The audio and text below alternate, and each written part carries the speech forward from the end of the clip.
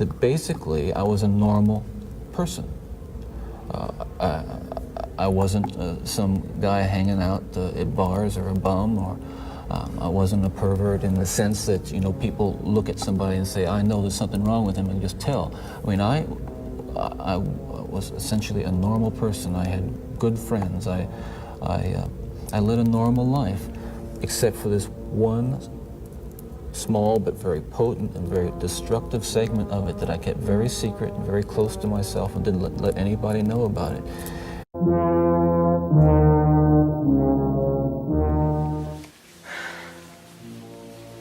Hello, my name is Timothy Wells. The American public is morbidly fascinated with serial killers. These criminals simultaneously terrify and excite the public's imagination as their acts of murder capture the nation's attention. Some reigns of terror last years, while others little more than a week. Ted Bundy was one of the most charismatic serial killers in the United States. His boyish good looks and silver tongue made him the darling of the media, even though he was killing women by the dozen. He was an all-American boy who attended law school and excelled at skiing. His classmates said that he was well-known and well-liked, and that he was a medium-sized fish in a large pond.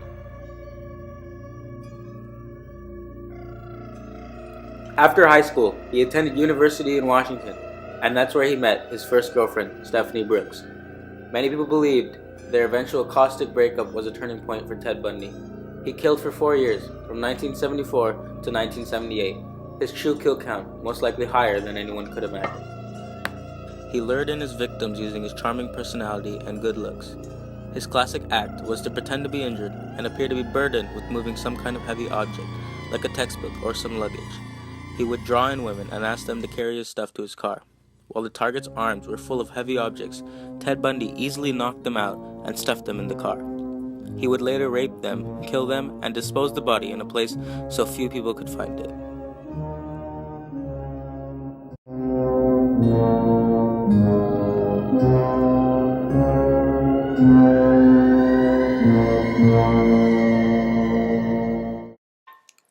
After a series of murders in Washington and Utah, Ted Bundy was captured in Salt Lake City. He was pulled over for a routine traffic stop, and the officer who pulled him over searched his car. In his car, the officer found a ski mask, a second mask fashioned from pantyhose, a crowbar, handcuffs, trash bags, a coil of rope, an ice pick, and other items initially assumed to be burglary tools. He was arrested and later sent to jail. In all his years of killing, he was only caught twice. The first time he was jailed, but he planned to break out. During an interview while he was in prison, he said, "I have dreamed about flying over those fences. I have dreamed about climbing over those fences and tunneling under those fences." He broke out for the first time by jumping out of the courthouse library. After spraining his ankle, he was soon found and put back into jail. In prison once again, he devised a more elaborate escape plan, which he managed to pull off. During a holiday at the prison, he managed to escape the prison by crawling through the vents. After he broke out, he hid for almost 2 weeks before killing again. On December 12th, he broke into a sorority house where he assaulted 4 girls. He killed the first 2 and left the other 2 with severe injuries. After attacking the girls, he left the house and attacked another student, Cheryl Thomas, and left her with injuries that affected her for the rest of her life. Can you describe the events that transpired that fateful night? It was an early morning on Sunday, January 15th, I believe. My boyfriend and I had just finished our date, and he was dropping me off at the sorority, Chi Omega, and we arrived around 3 a.m. I said goodbye, and that's when I saw him leave. He was holding something that looked like a club. That's when I knew something was up. Ted Bundy denied the murders that he was accused of for a long time, but shortly before his execution, he confessed to 30 murders that took place in 7 states, ranging from Florida to Washington. Even though the true murder count is unknown, there is one common factor that links all of his victims together. All his victims were young, attractive college-age students that typically had long, parted black hair. The physical features matched those of his first girlfriend, Stephanie Brooks, which caused a lot of people to theorize that her rejection of Bundy led to Bundy's unique choice of victims. However, Ted Bundy denied this theory, claiming that the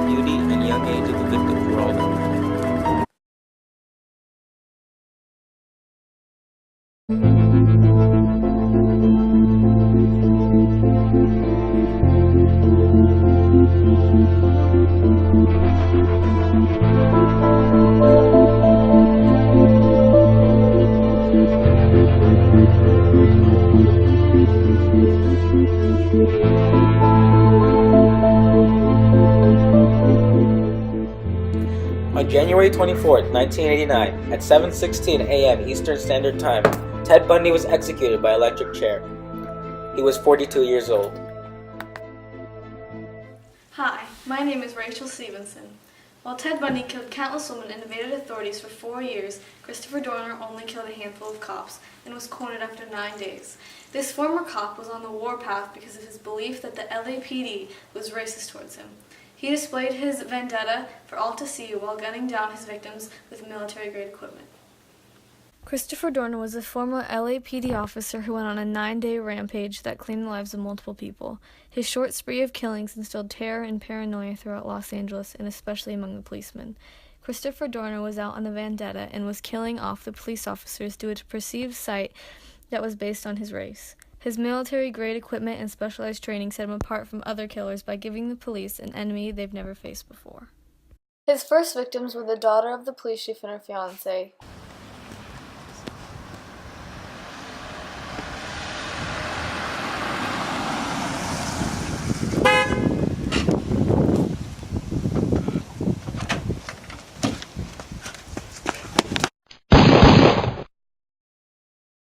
The next targets were a pair of cops. While they were in their patrol car, Christopher Dorner ambushed them, emptying an array of bullets into the car.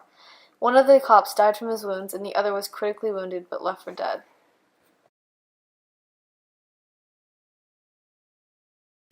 After you cornered Mr. Dorner, what events transpired? After we confronted Mr. Dorner, he fled on foot to a cabin up the mountain. There he opened fire on us and we fought back. 2 of our officers were shot, 1 was killed, and the other was critically wounded. How did the manhunt for Christopher Dorner conclude?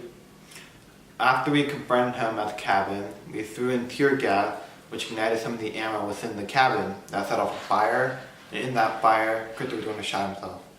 And that was the end of the manhunt for Christopher Dorner.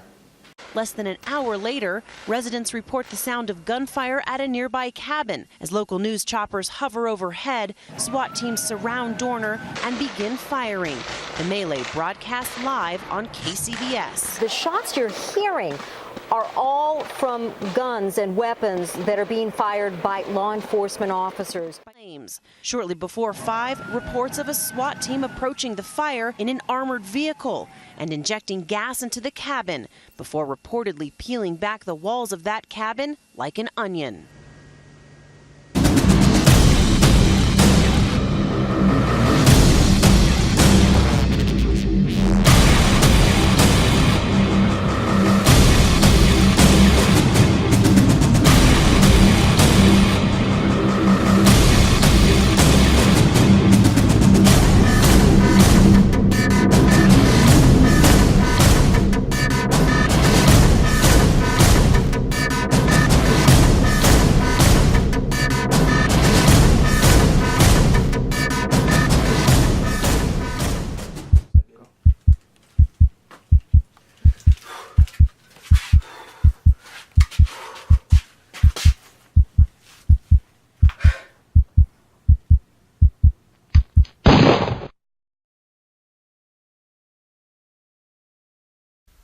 Unlike Ted Bundy, Christopher Dorner was fueled by anger. This led him to be more irrational and hot-blooded, which led to a short killing spree. Unlike Ted Bundy, Christopher Dorner took a lot of steps that unnecessarily exposed him, such as posting a kill list or disposing of his unordinary military-grade equipment where it could easily be found. These errors helped the LAPD discern that Dorner was the killer and where he was going to strike next. This is what differentiates him from the cold-blooded Ted Bundy. Christopher Dorner and Ted Bundy were similar in many ways, but equally different. Ted Bundy's spree lasted for years, while Dorner's spree lasted a little more than a week. Bundy targeted women, and Dorner targeted cops and their families. Ted Bundy killed for lust, while Dorner killed for rage. Both were crazy in some sense of the word. While Ted Bundy let little emotion get in the way of his killings, Dorner's killing spree was completely dictated by his emotions. But even for their differences, both men appeared to be normal. People that met these killers sometimes only saw their normal side. They would describe Dorner or Bundy as friendly, outgoing, even affable. As Bundy said, serial killers are everyday people. They are neighbors. family members, and friends. It is impossible to tell who is a serial killer Before it is too late.